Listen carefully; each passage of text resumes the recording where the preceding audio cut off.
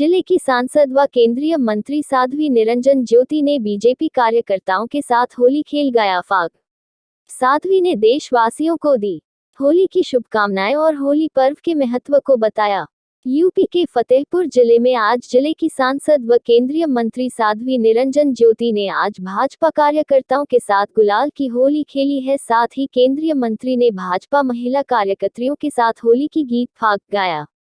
वही हिजाब के मामले में हो रही सियासत के बारे में केंद्रीय मंत्री ने कहा कि अगर कोई लड़की हिजाब पहने है और पुलिस में जाएगी तो वह क्या करेगी, सीमा पर जाएगी तो वहां भी हिजाब पहनेगी। संस्था का अपना रोल होता है।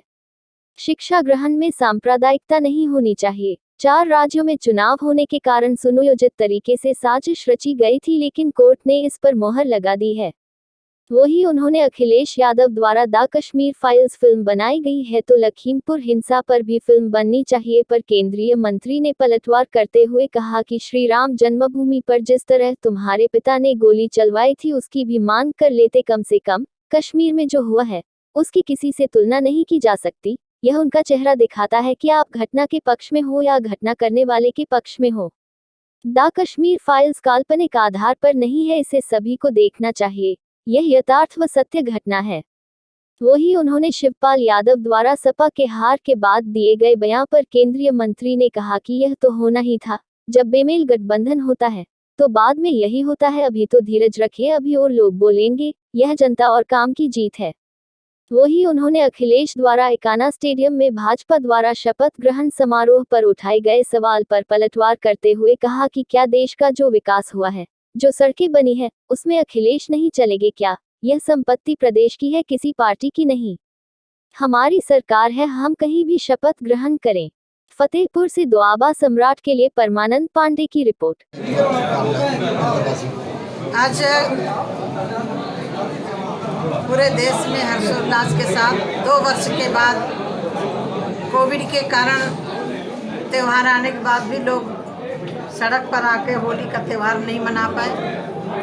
मैं होली के इस पावन पवित्र त्यौहार की पर्व की समस्त देशवासियों को, देश से रहने वाले लोगों को भी बहुत बहुत शुभकामना देती हूँ। ईश्वर से प्रार्थना करती हूँ यह त्यौहार सबके जीवन में सुख समृद्धि लेकर के आए। और ये त्यौहार होली का इसलिए मनाया जाता है जब हमारे खेतों से नई नई फसलें आती हैं। एक तरह का उत्सव है और ये उत्सव वो है कि जब होलिका प्रहलाद को गोद में लेकर के कह रही थी मैं इसको जला दूंगी, लेकिन इससे स्वयं प्रतीत होता है कि जहाँ सत्य होता है वहाँ विजय होती है, जहाँ न्याय होता है वहाँ विजय होती है। होलिका स्वयं जली, प्रहलाद बचे। यह त्यौहार एक और खुशी लेकर के आया। उत्तर प्रदेश में 37 साल का रिकॉर्ड टूटा। ये बहुत बड़ी जनता की एक विजय है जिसमें जनता ने चढ़ बढ़ करके हिस्सा लिया। 4 राज्यों में सरकार बनाई।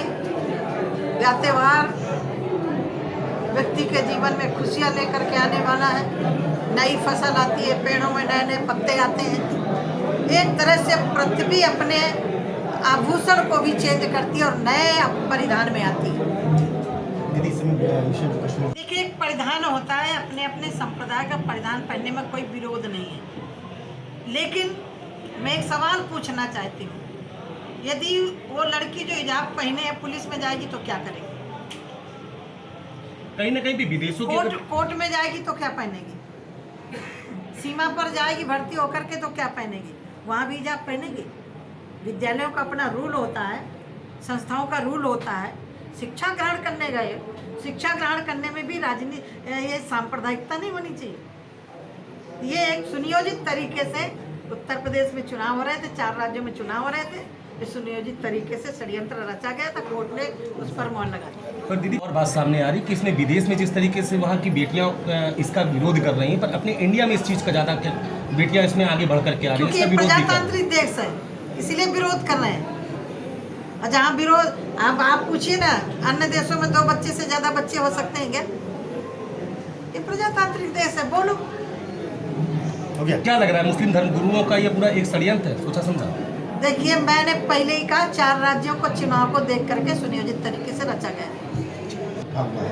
इस पर कल अखिलेश का भी एक बयान आया था कि अगर मिशन कश्मीर पे अगर फिल्म बना है तो लखीमपुर हिंसा भी फिल्म बनाना चाहिए। मैं आपके माध्यम से अखिलेश से निवेदन करना चाहती हूँ कि कम से कम श्री राम जन्मभूमि के ऊपर जिस तरह से तुम्हारे पिता ने गोलियां चलवाई थी उसकी भी मांग कर लेते कम से कम।